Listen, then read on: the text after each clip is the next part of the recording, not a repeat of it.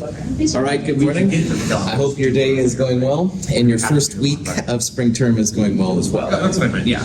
We met on Monday, and on Monday we did the first lab, and we did an introduction to class, which on Wednesday. But for everybody then that has gone through the first week, what's happening next Monday at 1:10? You'll turn in the equilibrium constant lab, which is what we took the data for. There is a one-page introduce yourself in class lab that I want you to turn in. It's super easy, but it does take the place of the lab that we'll miss during Memorial Day. But that is an official lab, so make sure you have it Monday 1:10. Problem set number 1 will be the big part on Monday. All right, we'll go over it. Try to have the problems done before you come to class. I will make you put a problem probably on the board, so whatever your answer is, just put it up there, all right? We will talk about it collectively. You'll self-correct your work before you turn it in. And again, it's okay to miss problems, all right? I want to make that very clear. Just try them and stuff so that you'll understand the answers when we start talking about them. And we're doing that because quiz 1 follows. Quiz 1, like all the quizzes, will be show your work kind of stuff, about 30 minutes in length. Now, if you've had me before, you kind of know my style, but if you don't, it's legit. Online and in the companion, there's some sample quizzes. You can look to see what I've given out to previous Chem 223 classes at this time. It kind of see what's going on. Also bring a printed copy of the Le Chatelier's principle in-class lab.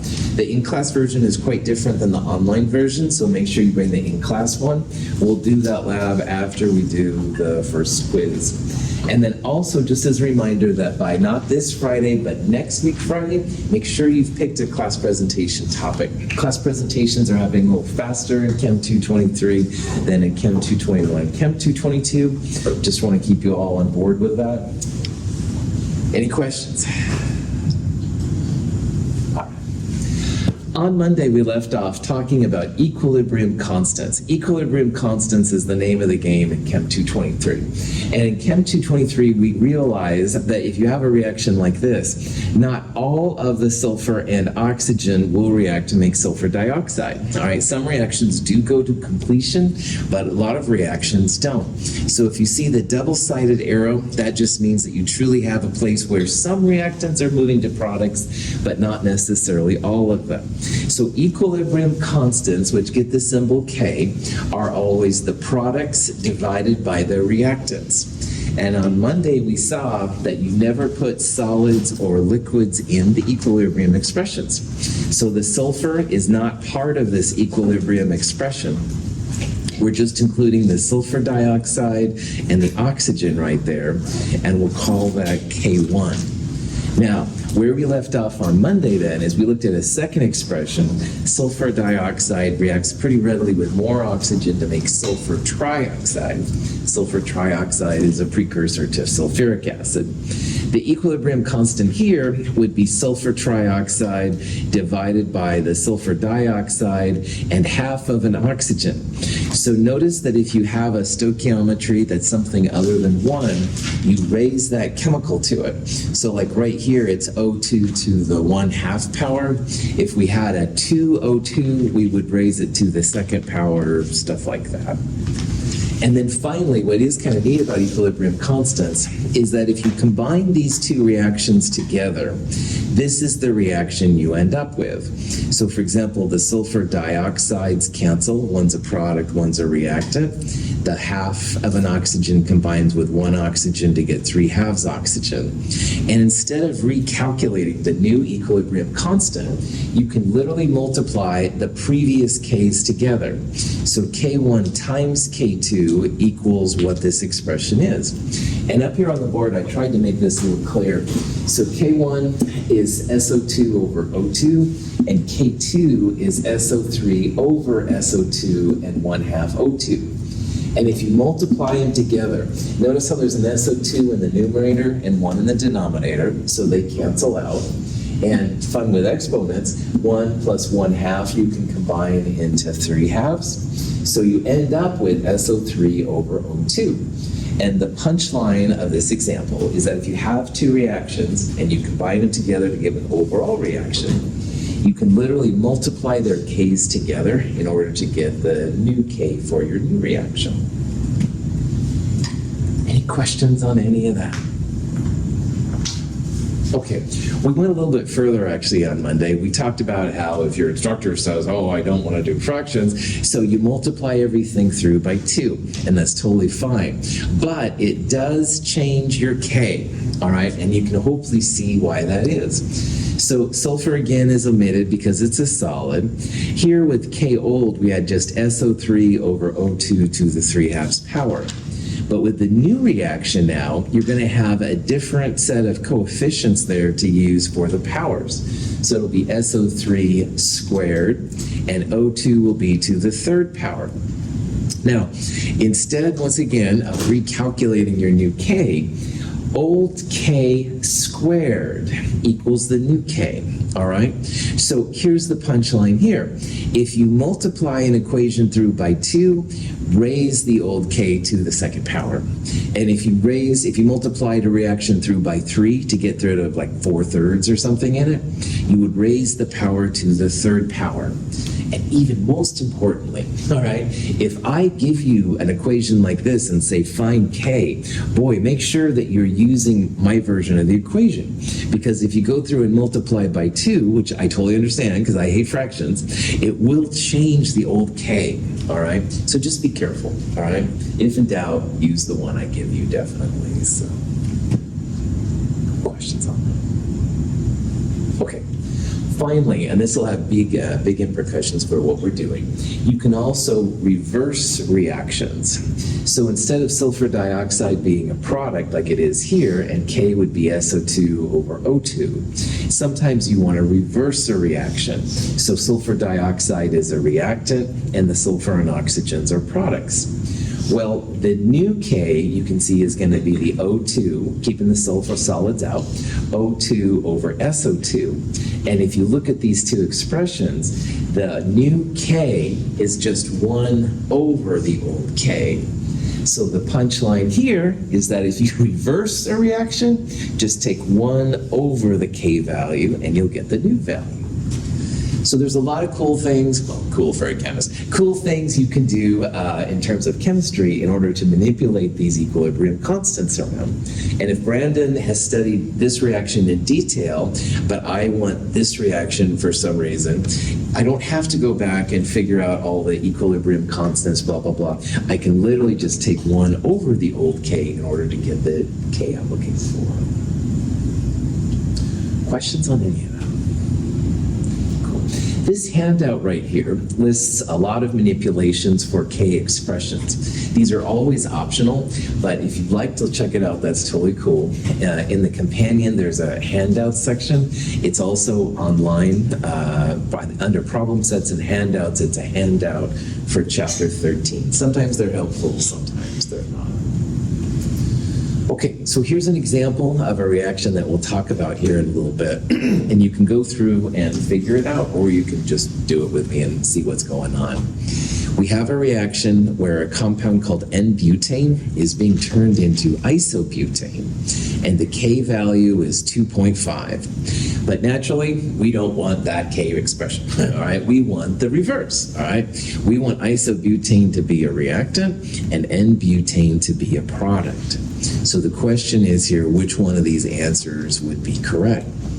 Now, before we go into what this problem is, K values are never going to be negative, all right? They're never negative and they're never equal to 0. So C doesn't make any sense in this reaction. They can get really small, like these two are less than 1, and they can also get really big, greater than 1, but they won't be 0 and they won't be negative. Well, anyway, in a punchline, what you want to do is go 1 over the old K to get to the new K. So if you go 1 over 2.5, it comes out to be answer D.40. So this would be an example of how you can manipulate these. Questions? All right. So far this morning, all of our Ks have been with square brackets on them. And square brackets is molarity, moles per liter. And that's by far the dominant concentration unit of chemistry. So like in Chem 222, we did talk about molality, weight percent, mole fraction, and honestly, we're not going to hardly talk about those at all this quarter after we went through so much stuff. Molarity is the king in chemistry. And every time you see square brackets like that, that means that those numbers are molarity. But there are other kinds of equilibrium expressions. And one that we will work on once in a while is called a KP. So K sub C, KC, is what we use most of the time in Chem 223. And C stands for concentration. Concentration in chemistry almost always means molarity, moles per liter. So in lab this week, that's what you're determining. It's a KC expression. It's an equilibrium constant based on concentrations or moles per liter.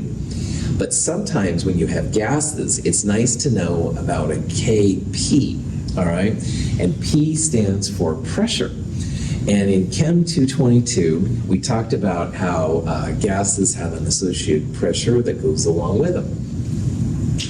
KP values are totally equilibrium constants, just like KC. KP values, when it comes to pressure, as far as I know, all the KPs I've ever seen anyway have been in atmospheres. And an atmosphere is just a unit of pressure. There are 760 millimeters of mercury in an atmosphere, which is something you might see when it comes to KP. In lab last term, we used 1,013 millibars per atmosphere, but we'll probably use millimeters of mercury here. But anyway, if you're going to have a KP, it's still products over reactants, but now instead of moles per liter, you're going to have pressures in atmospheres. And it's kind of an interesting topic. So I want to point out this reaction right here. This is the Haber-Bosch reaction, which is used for making ammonia. And this is an expression that can be done in terms of Kc, moles per liter, or Kp. Either one is fine. So this is the traditional equilibrium constant that we've looked at so far. These are moles per liter. So you have so many moles of ammonia in a certain volume, liters, at a certain set of conditions. And because there's a 2 right there, we'll square it. And then the reactants, which are on the bottom, N2 and hydrogen there to the 3rd power. So that would be a Kc expression, and you'd write square brackets for moles per liter. But because these are all gases, you don't really have to use moles per liter. Now, again, most of the time Kc is the winner, but you can do a Kp as well. So if you're going to write that, it would be the pressure of ammonia in atmospheres squared, and you would divide it by the pressure of the nitrogen times the pressure of the hydrogen gas to the 3rd power.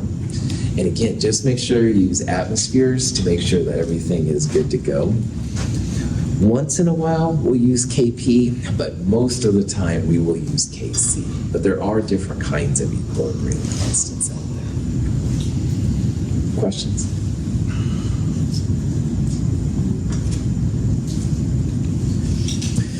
If you have a version of Kc for a reaction, you can turn it into a Kp and vice versa. And this is another little trick. Sometimes one will be easier than the other, all right? And everybody's going to have their own perspective on that. But this expression, Kp equals Kc times RT to the delta N, is what you can use. Now remember that if you have a Kc and a Kp system, you have to have gases, all right? You can't have solutions because those would be aqueous, and solutions don't really have pressure. But if you have a gas system, you can do this. Now, T here is the Kelvin temperature, all right? So you want to make sure you use Kelvin, don't use Celsius, and definitely don't use Fahrenheit. R is the gas, truly the gas constant, 0.082057 liters atmospheres per mole Kelvin. Delta N up there is a little different. Delta N is the change in moles of a gas. So in Chem 222 and Chem 221, every time we saw delta, it was final minus initial. So delta N would be final moles of gas minus initial moles of gas.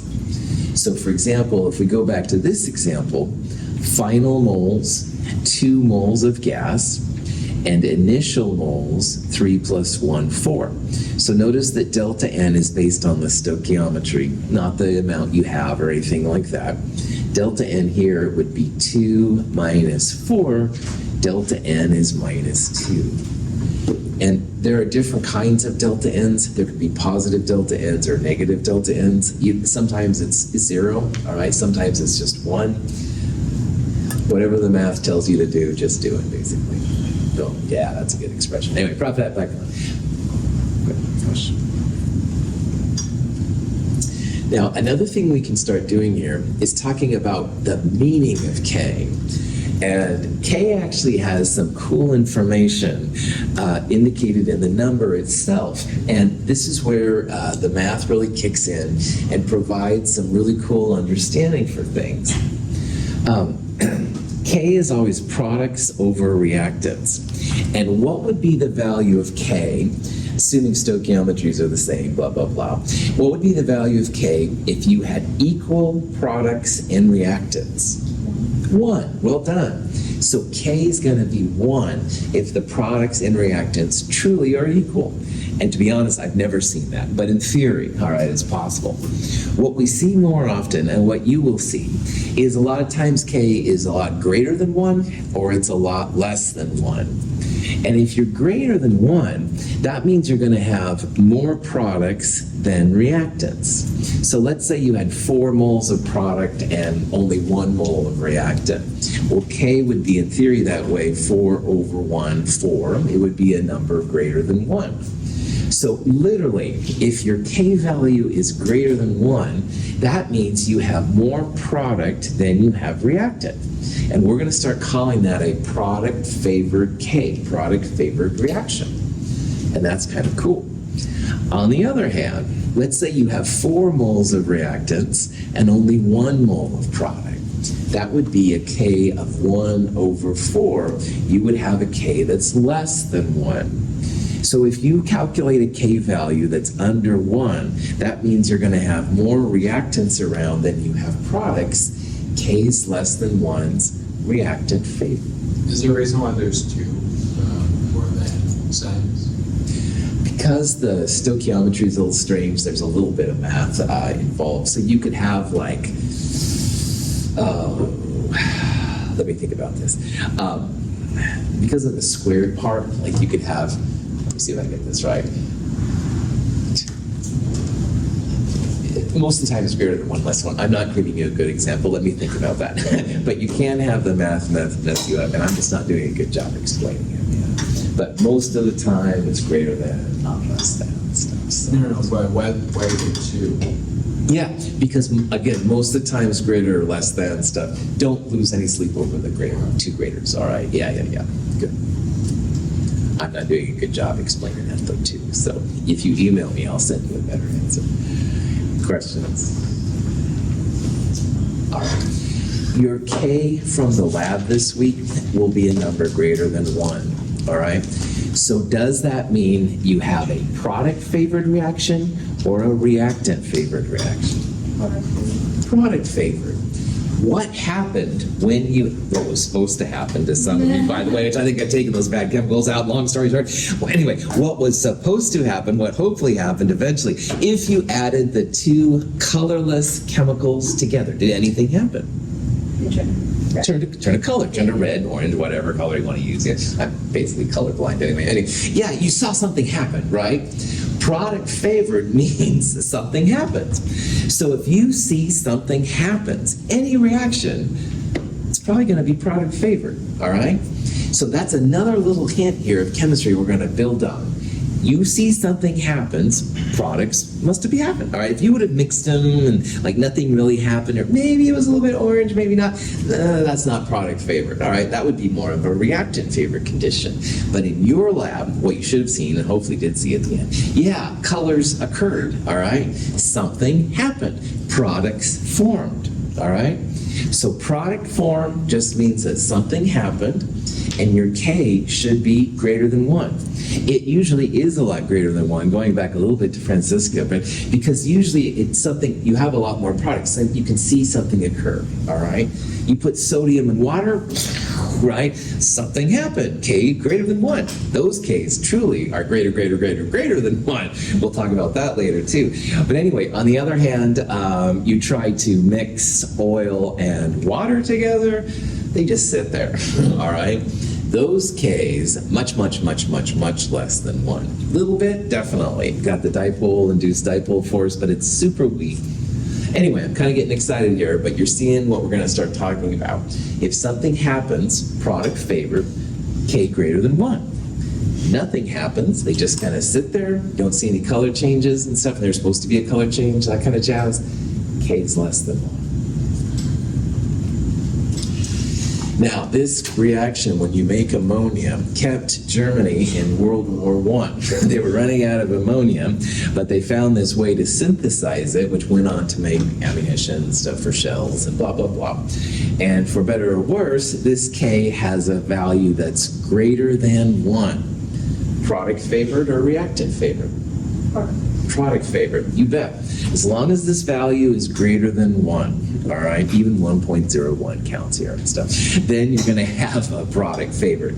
And that means you would make more ammonia relative to the nitrogen and hydrogen in there.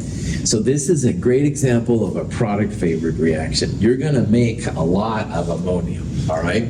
You won't get rid of all the nitrogen and hydrogen. That's another thing to remember. These are equilibria. Equilibria means you have some reactant. Even though the Ks get really big, we'll see bigger Ks than this even.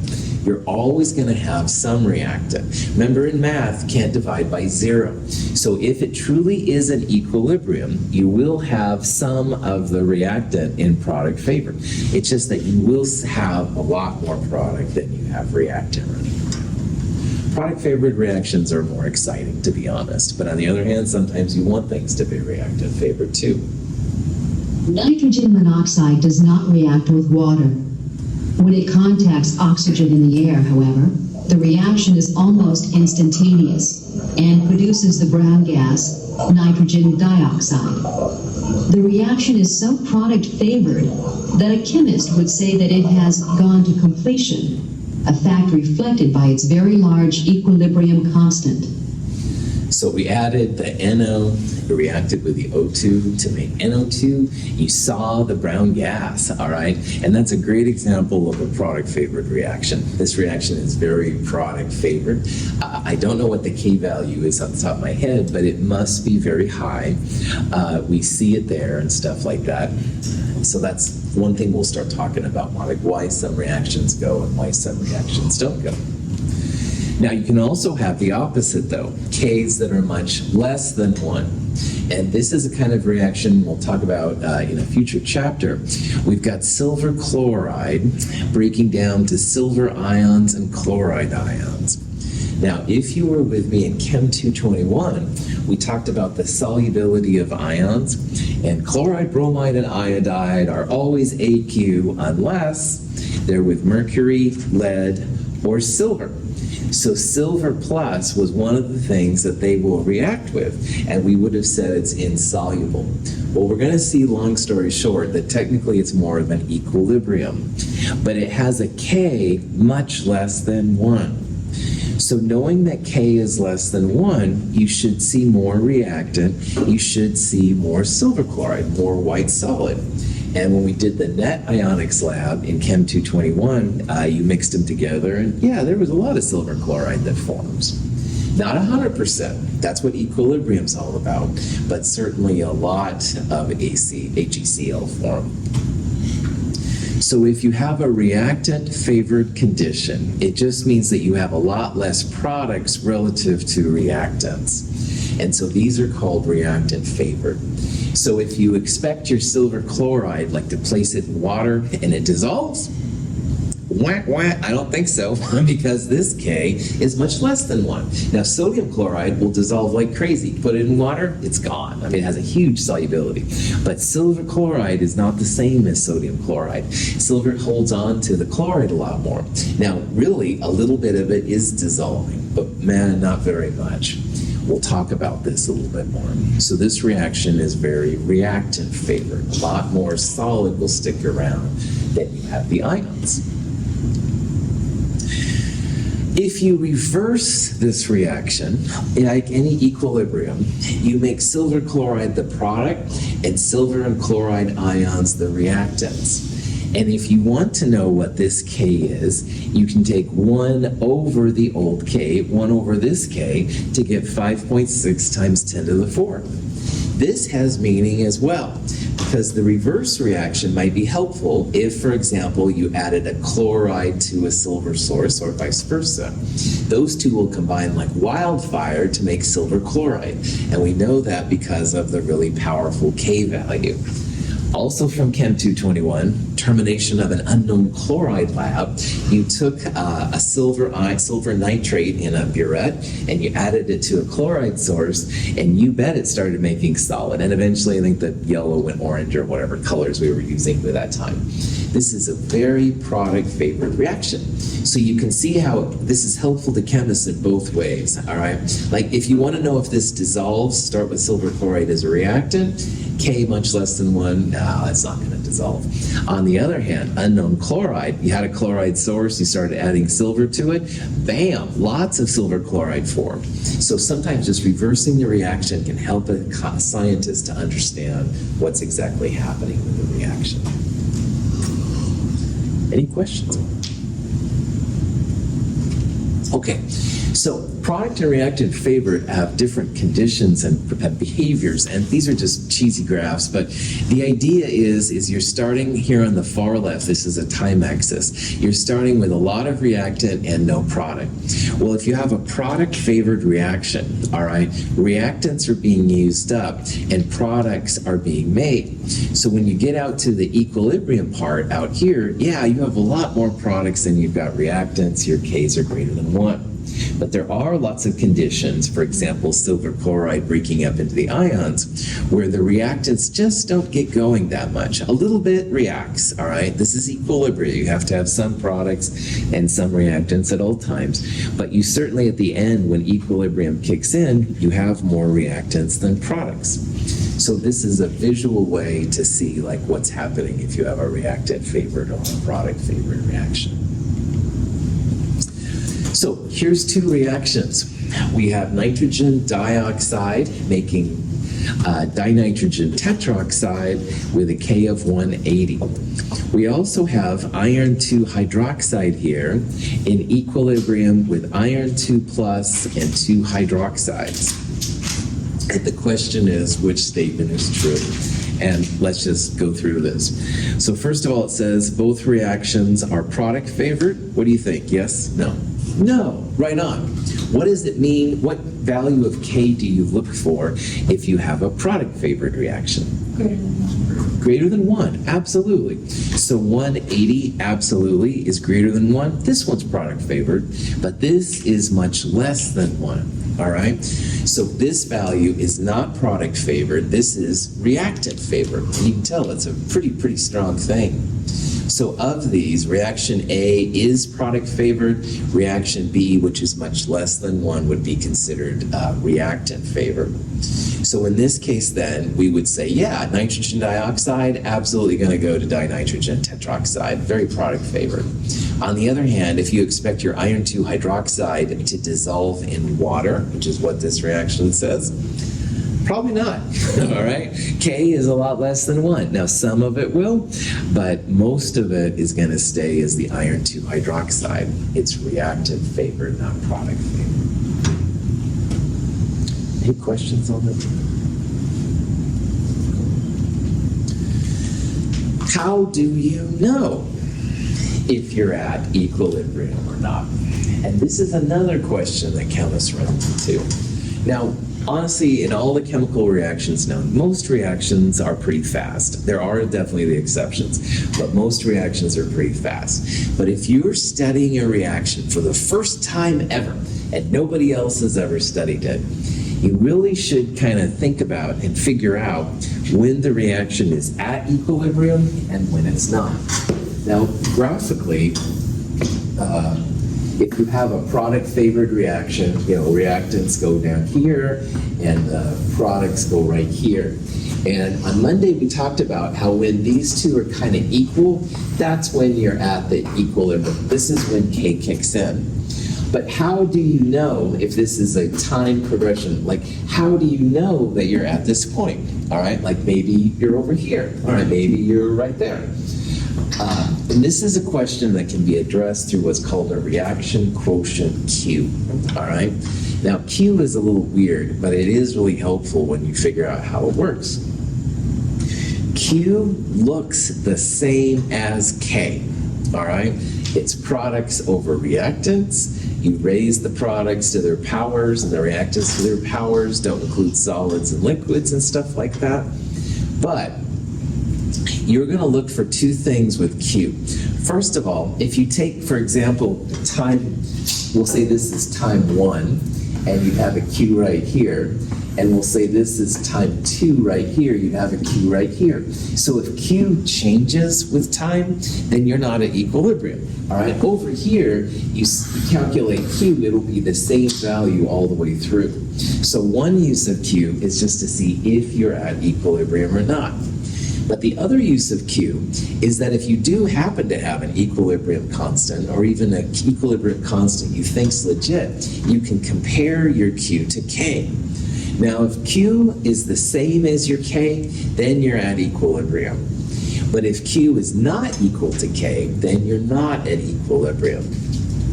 So how this is going to work for most of the stuff in Chem 223 is we're going to assume that somebody has studied this reaction before and you have a value of K, which you have confidence in.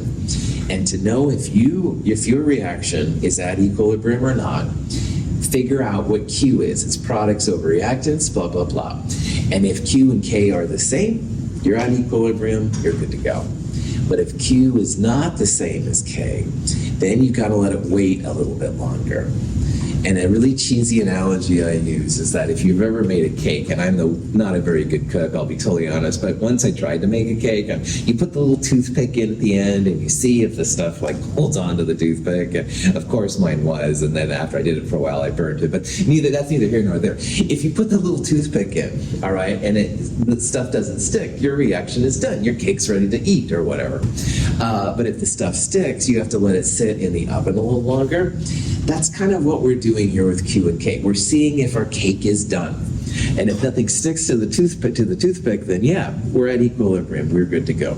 But if stuff sticks to the toothpick, then you gotta wait a little bit longer.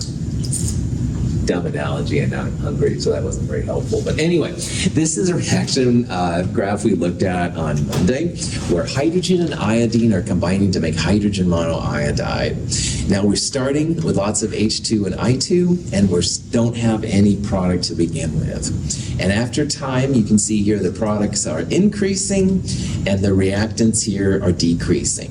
We're assuming we're starting with the same amount, all right? So maybe 1 mole of each or something like that. Looking at this graph, is this product favored or reactant favored? Product favored. Well done. You look for the part where it's kind of stable here on the right, all right? And we have more HI, the product, than we have H2 and I2, the reactants. So definitely this is a product favored graph, all right? If this was reactant favored, these two would be like here, and HI would stop a little lower than that, something like that. Okay. Now, at any point in the reaction, it's true, you can study H2 and I2 going to HI using their reaction quotient. If your reaction is over here, you're at equilibrium and you can stop. On the other hand, if your reaction is over here, you won't get the same K value, so you'll have to wait a little bit longer. So putting it over here, you put your toothpick, into the proverbial cake, you would have stuff stick. You're not ready to pull it out of the oven or whatever. But over here, which is where you want, then equilibrium has kicked in, and you can move on to the next thing.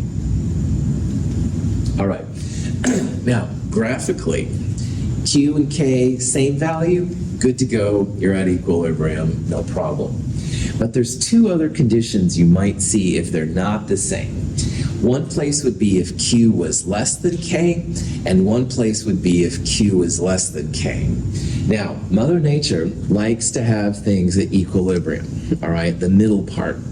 So if we're over here on the left, and Q is less than K, you can see here that Q is going to have to go up a little bit to get up to K. So Q right now is too small. We need it to become a bigger number. And bigger numbers, products over reactants, means the numerator is going to get bigger and or denominator is going to get smaller. So Q less than K means reactants need to move to products. So let's say that your K was 10 and your Q value was 5, you want to make 5 look more like 10, all right? So you can increase the numerator, decrease the denominator, make that 5 go to 10. Both of those mean reactants have to go to products. You need more products relative to the reactants. Reactants have to go down. On the other hand, once in a while, this is more rare, but you do have it. Once in a while, you're starting with products and you're waiting for them to get to reactants. So remembering that this is what Mother Nature likes, in this case, Q is going to have to go down to get to K. Now, if Q is going to go down, that means your Q is too big. Your products over reactants is too big. So now you have to lower products and raise reactants. So it's the reverse of what we just saw. So if Q is less than K, then the reaction, or Q is greater than K, then that means the reaction is going to shift to the left. You're going to see more reactants, less products. So notice this right and left thing, all right? Q is less than K. You need to make Q more like K. You need to make Q bigger.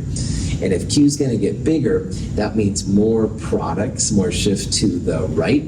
So when chemists talk about a shift to the right, that means more products, less reactants. And once in a while, you'll see shifts to the left.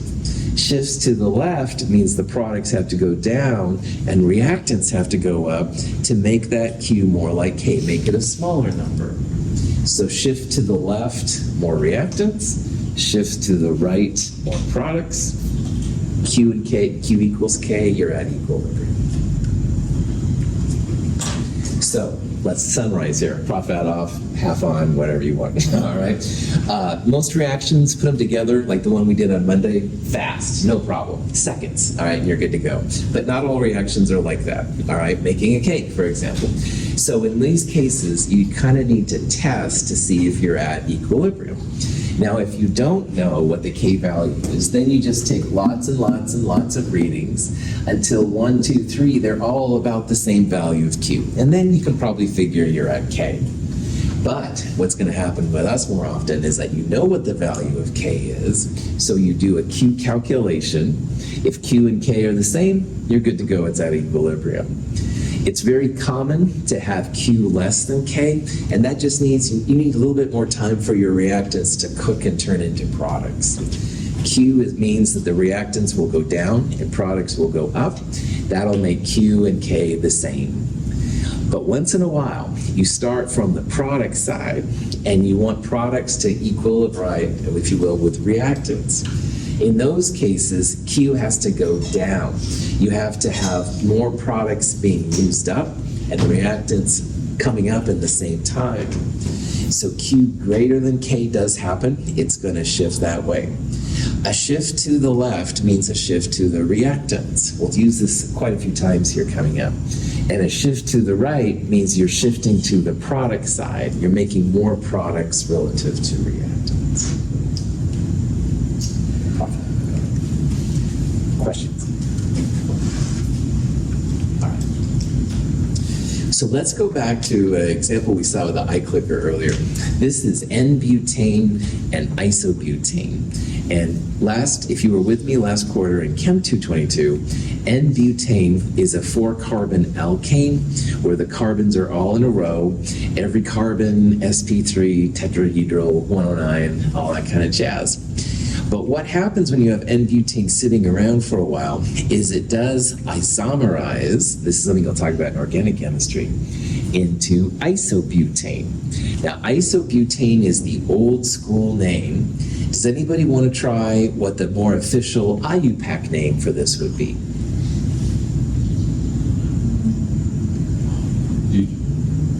It's got 3 carbons for the longest chain. 2-methylpropane. Close. Also, okay. It's going to be, because we went 2-methylpropane. Bam, there it is. Yeah. Yeah, nice job. 2-methylpropane or methylpropane, either way is fine. Nice job. So, 3 carbons in a row. If this is Greek, just ignore it. I'm just kind of teasing them all and stuff. So you're good to go now. This is not part of Chem 222. In Chem 222, longest chain, 3 carbons, propane. There's a methyl group hanging off of it, so you could call it methylpropane, 2-methylpropane. Nice job.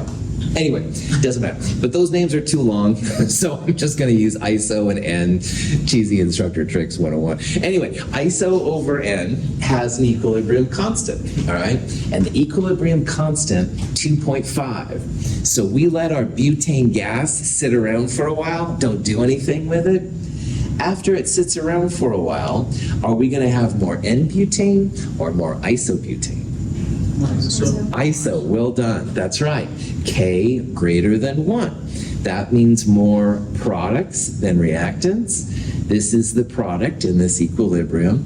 Isobutane will be the dominant species after a while. You will still have a lot of the N-butane, but there will be a lot of isobutane.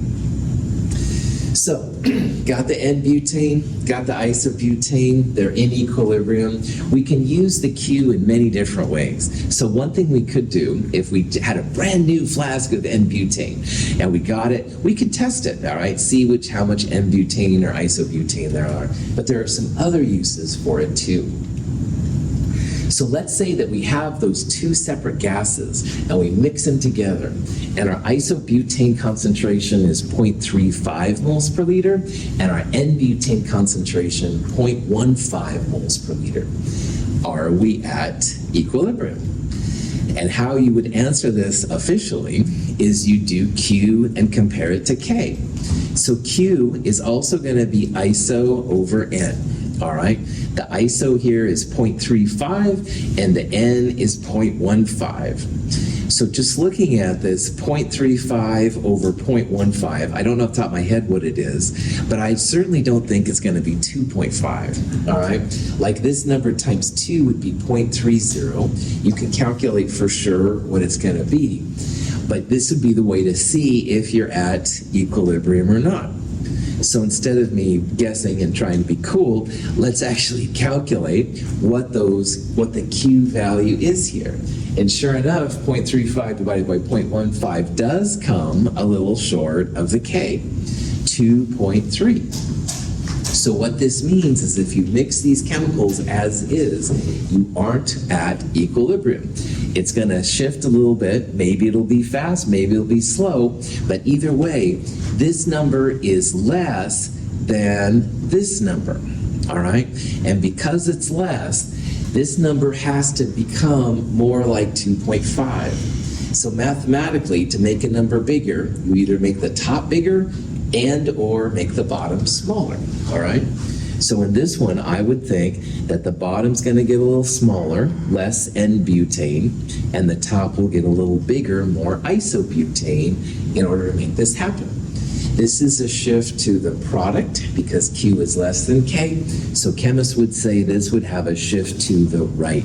You're going to have more isobutane than you have N-butane when equilibrium is established. Questions? Okay. So here's our equilibrium, N-butane, isobutane. We mix these 2 concentrations together is the reaction at equilibrium. All right, so first of all, what we're gonna do is we would do a Q calculation here, all right? And Q looks just the same as K. It'll be the iso concentration divided by the N-butene concentration, i.e. this number divided by this number. And if you put this number divided by this number, it's like 3 over 2, 1.5. So if Q comes out to be 1.5, are we at equilibrium? No, that's right. K is 2.5 and Q comes out to be 1.5, so we are certainly not at equilibrium. If those two numbers were the same, almost the same, we could say, oh yeah, no problem, it's at equilibrium. But no, they're not at equilibrium. So Q is going to be less than K, all right? And so we have too many reactants, all right?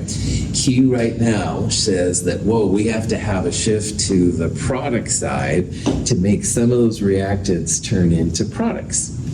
So Q less than K just means we have too many reactants right now relative to products. The reaction will shift to the right. You'll make more products at the expense of the reactants as Q then gets closer and closer to 2.5. Any questions? Okay. Now, calculations for K, once in a while, can get a little weird. And this next section has some funkier math, but it's all stuff you can do.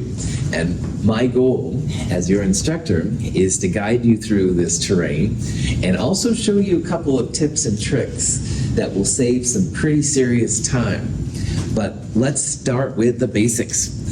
If you have a TI calculator or the equivalent with a solve button, time to refresh your memory on how that works if you haven't done so. Because man, wow, that solve button is freaking awesome. I can't tell you how cool it is. So if you have a calculator with a solve button, it's worth your time in this next couple sections just to know how it works. You may not need it, all right? I want to let that be very clear. And I'm going to teach you every trick I know to avoid using the solve button. But if you do have it, it makes your life so much easier. In my day, you know, we had to use quadratic formulas, blah, blah, blah, and stuff like that. And you are not limited by that anymore if you wish. So, with that being said, remember that I am going to try and give you all kinds of hints to avoid using quadratics. Sometimes you'll have to use it, I won't lie. So that's another thing.